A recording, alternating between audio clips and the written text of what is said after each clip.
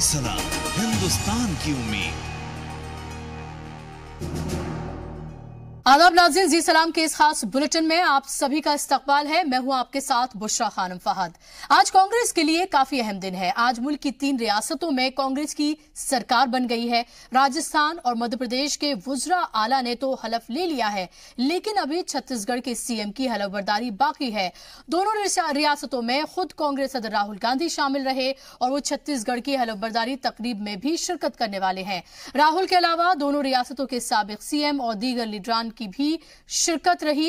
इस दौरान उम्मीद लगाई जा रही है कि कांग्रेस इस तकरीब के बहाने अपनी ताकत का मुजाहरा भी करेगी और ऐसा करने की कोशिश भी की गई, लेकिन कर्नाटक के स्टेज पर दिखी अजीम इत्तेहाद की तस्वीरें यहां देखने को नहीं मिली। अजीम इत्तेहाद की अहम पार्टी समाजवादी पार्टी और बीएसपी ने इस तकरीब में किनारा किया। काफी हद तक ये बात अजीम इत्तेहाद के मफाद में सही नजर नहीं आ रही है। हालांकि इन दोनों पार्टियों के बयानात और तबसरों से ऐसा जरूर लगता है कि साफ छिपते भी नहीं, सामने आते भी नहीं।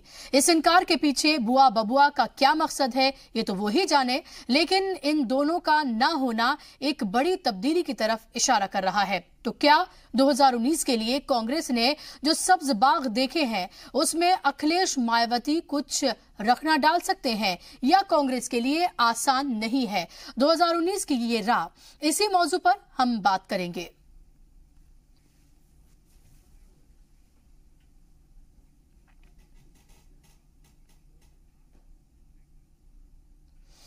और इस पर बात करने के लिए हमारे साथ खास मेहमान जुड़ गए हैं। इनका तारुफ मैं आपसे कराना चाहूंगी।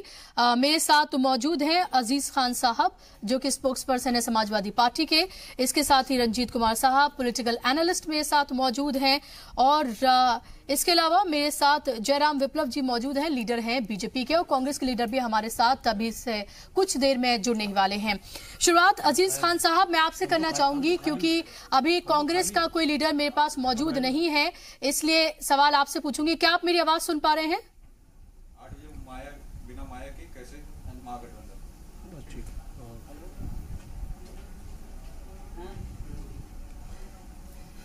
अजीज साहब, आपको मेरी आवाज मिल रही है? हाँ जी जी जी जी हाँ बुशरा जी, फिर से सवाल, मैं थोड़ा आवाज नहीं आ रही थी जी, बताएं। मेरा सवाल आपसे ये अजीज साहब कि एक अजीम इत्तेहाद की जो तस्वीर दिखाने की कोशिश की गई थी, जो हमने कर्नाटक में देखी थी, अब 3 रियासतों में कांग्रेस की हुकूमत बनी है, आपने वहां पर एक तरह का सपोर्ट दिया जीतने के बाद, लेकिन जो एक बड़ी पिक्चर नजर आनी चाहिए थी आप वहां पर कहीं नजर नहीं आई, यानी कि समाजवादी पार्टी बीएसपी वहां कहीं नजर नहीं आई, और ना ही दीदी वहां नजर नहीं आई। तो ऐसे में ये कैसा अजीम इत्तेहाद, जो बड़े चेहरे हैं वही नहीं है उसमें शामिल? देखिए बुशरा जी, सबसे पहली बात तो ये कि आज जिस तरीके से वहां पर ओथ सेरेमनी था, नो डाउट कि 3 मुख्यमंत्रियों ने ओथ सेरेमनी में भाग लिया है। वाकई में हम उनको दिल से मुबारकबाद देते हैं और उम्मीद करते हैं कि समाजवादी पार्टी ये उम्मीद करती है कि जिस तरीके से जो वायदे किए गए थे कांग्रेस के द्वारा, वो वायदे वो बहुत जल्द पूरा करेगी, किसानों के लिए, नौजवानों के लिए, और तमाम तरीके के वायदे थे महिलाओं के लिए। जो आप इत्तेहाद की बात करती हैं, मैं आपको बताऊं बुशरा जी, वो इत्तेहाद आज भी कायम है, क्योंकि जिस तरीके से बीजेपी ने इस देश को छला है, धोखा दिया है, और अजीज साहब कहने भर से तो नहीं हो जाता, अजीज साहब कहने भर से नहीं हो जाता, वो दिखाना भी तो पड़ता है। कर्नाटक में जो तस्वीर देखने को मिली वो मध्य प्रदेश और राजस्थान में क्यों नहीं दिखी? ये जो अंधेरी रात है नाम नहीं लेती है ढलने का, यही तो वक्त है सूरज तेरे निकलने का। आज हकीकत है कि सूरज निकलने वाला है, और उस कहीं ना कहीं हम सारे लोग इस चीज को एहसास कर पा रहे हैं। बहुत जल्द इसका फैसला होगा, और हम सब लोग मिल करके इस जो फिरका, ये मुझे बताइए, ये कैसा इत्तेहाद है, ये कैसा इत्तेहाद है जो दिखाया भी नहीं जाता, छिपाया भी नहीं जाता? हम साथ भी हैं, हम साथ नहीं भी हैं, आखिर ये कैसा इत्तेहाद है? देखिए बुशरा जी, इस समय चुनाव का वक्त है, मसरूफियत बहुत है, बहुत मसरूफियात है, संगठन की तैयारी है, तमाम तरीके की चीजें हैं। केवल ओथ सेरेमनी में ना जाना ये इस चीज का सिंबल नहीं है कि हम गठबंधन के साथ नहीं है। देखिए इस गठबंधन की जो शुरुआत है, अजीज साहब, अगर कोई मजबूरियां थी तो एक बयान जारी कर देना चाहिए था, एक बयान जारी कर देना चाहिए था एक बयान जारी कर सकते थे। ये कहा जा सकता था कि देखिए हमारी फला फला मजबूरी थी जिसकी वजूहात की वजह से हम वहां पर नहीं शामिल हो पाए। ये किस तरह का वो कि ना किसी तरह का कोई बयान आया, कोई नुमाइंदा भी उस तरह से, कोई बड़ा चेहरा भी नहीं भेजा गया। अखिलेश नहीं तो कोई और सही, कोई नुमाइंदा भेजा जा सकता था। देखिए बुशरा जी, हकीकत यह है कि जो मुत्तहिद की बात कर रही हैं आप, जो हमारे इत्तेहाद की बात कर रही हैं, सारे लोग मुत्तहिद हैं और इत्तेहाद हमारा कायम है, इसमें कोई दो राय नहीं है।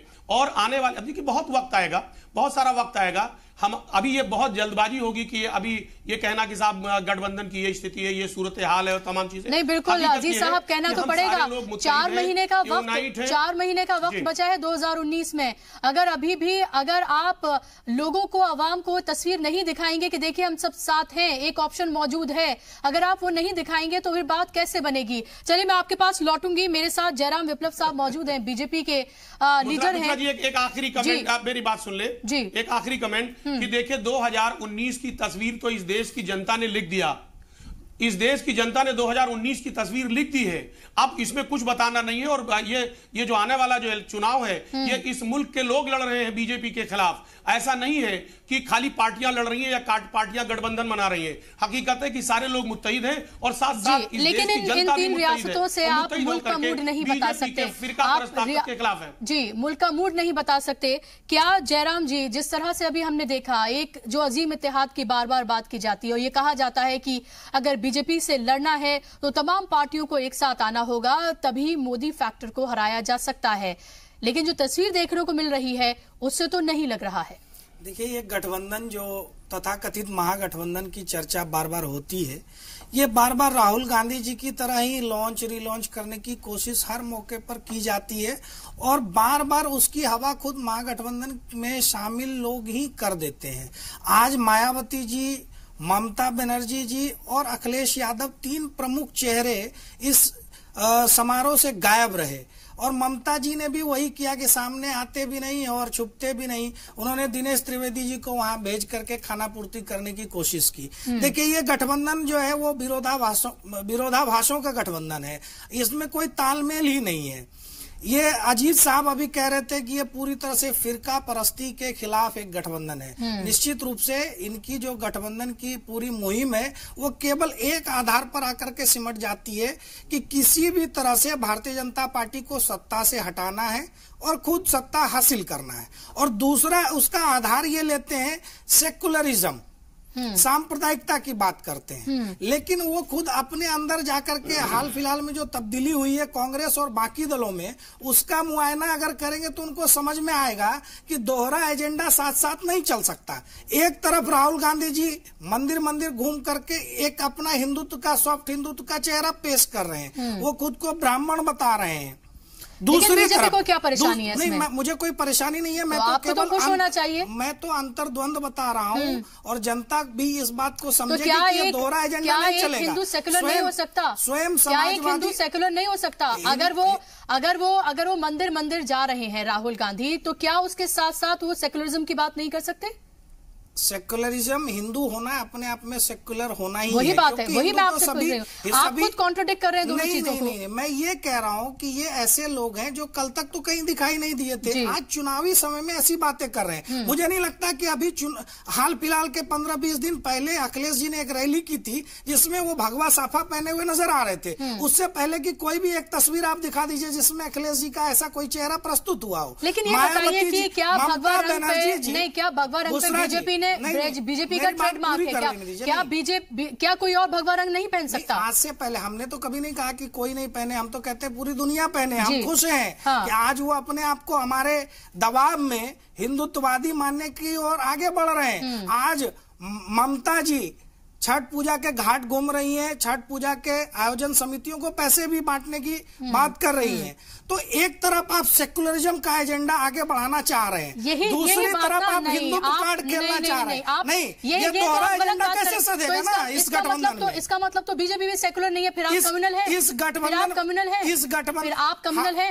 फिर आप क्योंकि आप हिंदुत्व की बात करते हैं, आप कम्युनल है, मतलब जो भी हिंदुत्व की बात करेगा वो कम्युनल है, वो सेक्युलर नहीं हो सकता। हिंदुत्व की बात करना ही अपने आप में सेक्युलरिज्म का पर्याय है। तो फिर अगर ये पार्टियां, चूंकि इनका एजेंडा तो केवल और केवल वोट बैंक पर आधारित है, ये तुष्टीकरण की बात कर रहे हैं, ये सबको साथ लेकर के चलने की बात कहाँ कर रहे हैं? कल तक मुस्लिमों आप बताइए, आपका नारा था सबका साथ सबका विकास, आपने कितना सबका साथ सबका विकास दिया, ये सबको पता है। ठीक है, आप देखें ना, जिस तरह की लगातार जिस तरह की घटनाएं सामने आई है जी, सबका साथ सबका विकास की धज्जियां तब उड़ती हैं जब देश के प्रधानमंत्री कहते हैं कि इस देश पर केवल और केवल एक खास समुदाय का अधिकार है, पहले संसाधनों पर उनका अधिकार है। हम कहते हैं कि इस देश में 125 करोड़ जो भी भारतीय रहते हैं उनका अधिकार है, सबसे पहले गरीबों का अधिकार है। और हम योजनाएं कमजोर तबका है, क्या आप उसे ऊपर नहीं उठाएंगे? जो मजबूत है वो तो मजबूत है ही, लेकिन जो कमजोर तबका है उसे ऊपर उठाएंगे ना, उनकी आर्थिक हैसियत देकर के उठाएंगे।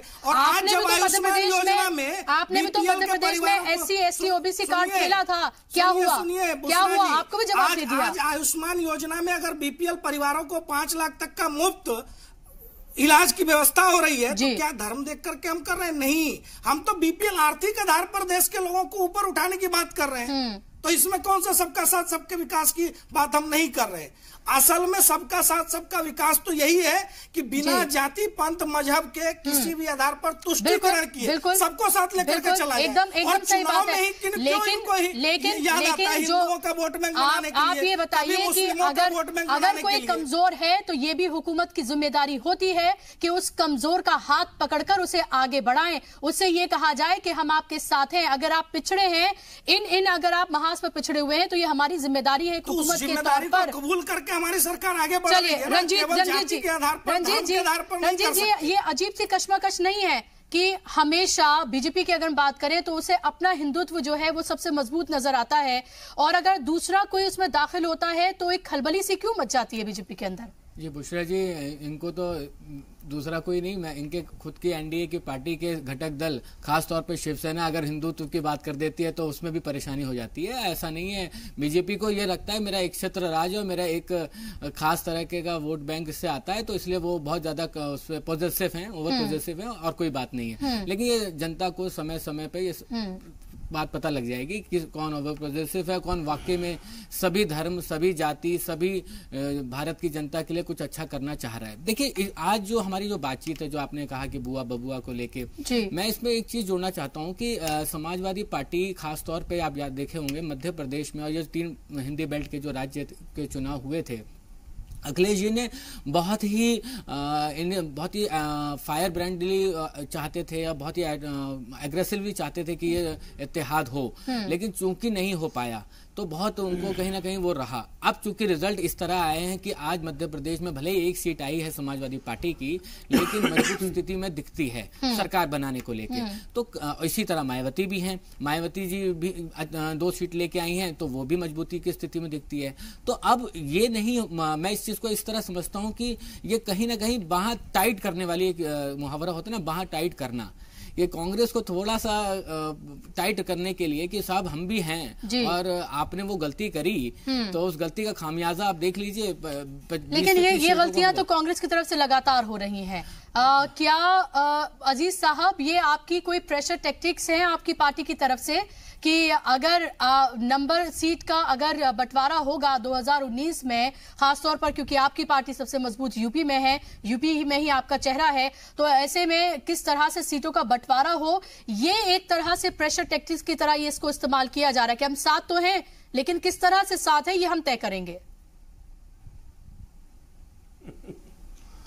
देखिए बुशरा जी, जो भी कयास लगाया जाए मैं उस पर कोई कमेंट नहीं करना चाह रहा हूं, लेकिन हकीकत यह है कि आज जिस तरीके से अभी हमारे एक सज्जन विप्लव जी बात कर रहे थे, हिंदू और मुसलमान और तमाम तरीके की चीजें, हकीकत ये कि चूंकि इनको इसका फायदा मिला है, 2 सीटों से लेके ये 325 का सफर इन्होंने तय किया है इस चीज से, तो इनको ये लगता है कि कम्युनल होने से या अपने आप को हिंदूवादी बनने से ये मुझे लग रहा फायदा। लेकिन सच्चाई है कि आज हिंदू भाई भी इस बात को एहसास करने लगा है कि बीजेपी जिस तरीके से नफरत का माहौल पैदा कर रही है इस मुल्क में, अब नफरत नहीं चलेगा, अब इस देश में प्रेम चलेगा।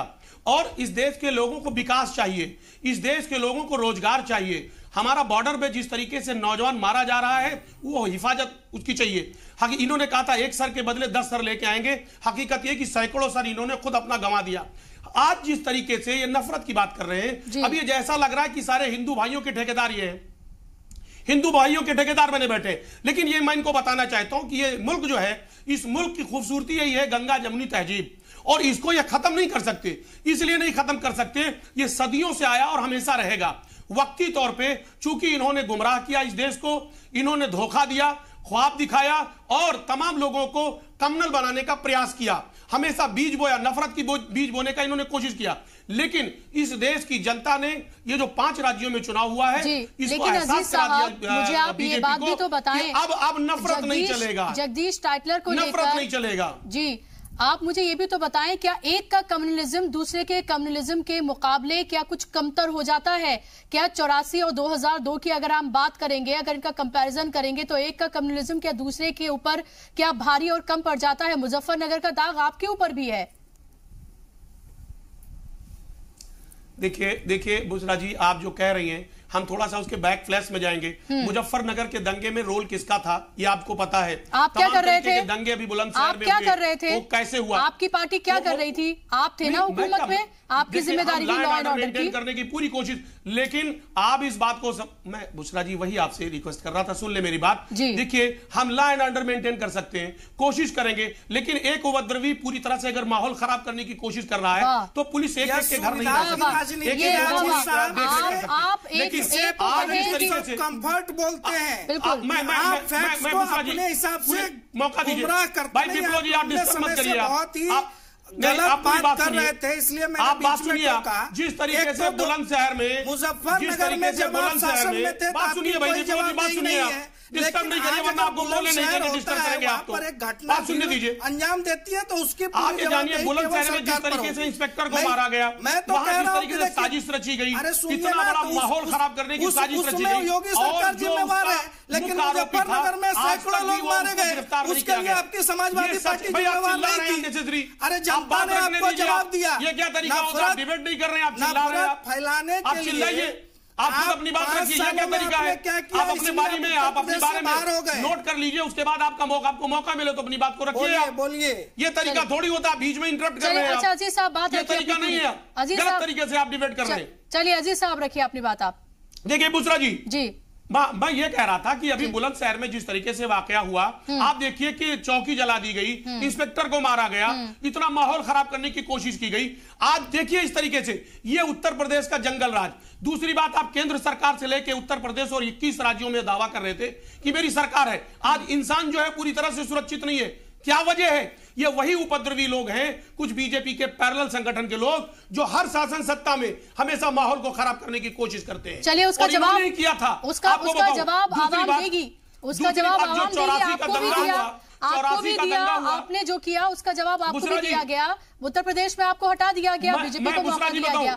बीजेपी भी अगर सेम कर रही है तो उसको भी 3 रियासतों में हमने देखा, कर्नाटक में भी हमने देखा। इनफैक्ट गुजरात की बात करें तो गुजरात भी बमुश्किल जीत हासिल हुई। सबने देखा है कि क्या हो रहा है। तो अवाम को आप कुछ दिन तक बेवकूफ बना सकते हैं, परमानेंटली नहीं बना सकते हैं। उसको रोजगार चाहिए तो चाहिए, किसानों को अपने घर में अन्न चाहिए तो चाहिए।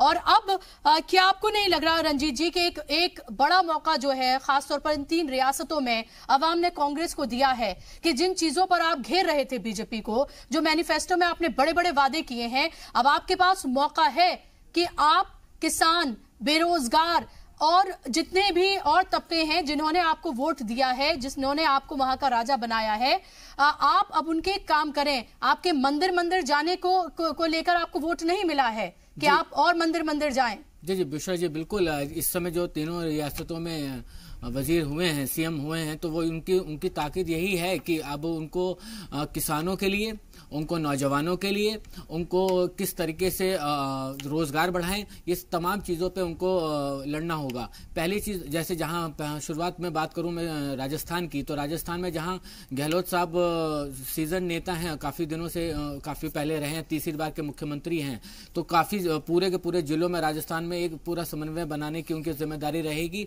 वहीं दूसरी तरफ सचिन पायलट जो गुर्जर और मीणा में टसल रहती है रिजर्वेशन को लेके, उसको शांत करने की, उसको सुलझाने की एक जिम्मेदारी रहेगी। वहीं दूसरी तरफ मैं आऊं मध्य प्रदेश में, तो मध्य प्रदेश में कमलनाथ जी को बहुत बड़ा एक बिल्कुल सुलझे हुए तरीके से निपटना पड़ेगा। 2200 करोड़ का जो क्या नाम है, लास्ट सीएम शिवराज चौहान ने जो एक किसानों के लिए कहा था कि हम 2200 करोड़ रुपए सोया और मक्का के लिए 500 रुपए प्रति क्विंटल हम बोनस देंगे, तो उसको किस तरह से वो मैनेज करते हैं अब, क्योंकि 2200 करोड़ का सीधा राज्य सरकार पे बोझ आएगा, तो किस तरह से उससे मैनेज करते हैं, ये एक बड़ी बात होगी।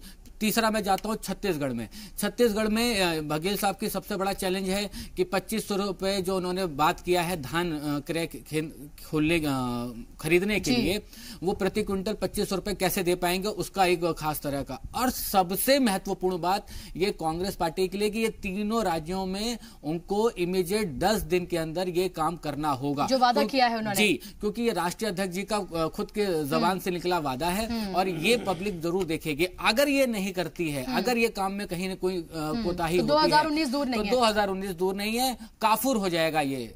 बिल्कुल जाहिर सी बात है, क्योंकि उन्होंने सिर्फ इस वजह से वोट दिया है क्योंकि रियासतों के जो वजीर आला हैं उनसे ज्यादा नाराज जो मरकजी हुकूमत है उससे लोग ज्यादा नजर आए, जो तमाम चीजें देखने को मिली हैं। अजीज साहब, ये मुझे बताइए कि आप कह रहे हैं कि आप इत्तेहाद में शामिल हैं, अब ऐसे में कांग्रेस अपने वादों को आवाम के साथ सही तरीके से निभाए, आप किस तरह से प्रेशर बनाएंगे ये कांग्रेस के ऊपर, क्योंकि आपकी भी जिम्मेदारी है। अगर आप ये कहते हैं कि अगर आप अपना सपोर्ट एक्सटेंड करते हैं तो ये आपकी भी जिम्मेदारी बन जाती है फिर। देखिए बुशरा जी, हम लोग बहुत उम्मीद में हैं।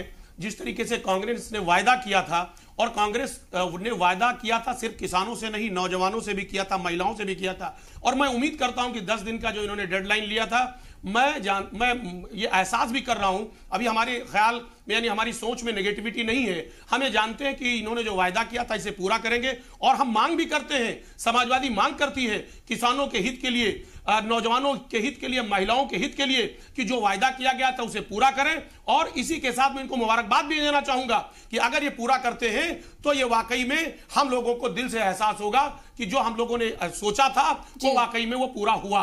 एक बात। दूसरी बात मैं आपको बताऊं, अभी देखिए उत्तर प्रदेश में बीजेपी की सरकार है। बुशरा जी, इंपॉर्टेंट बात कर रहा हूं मैं।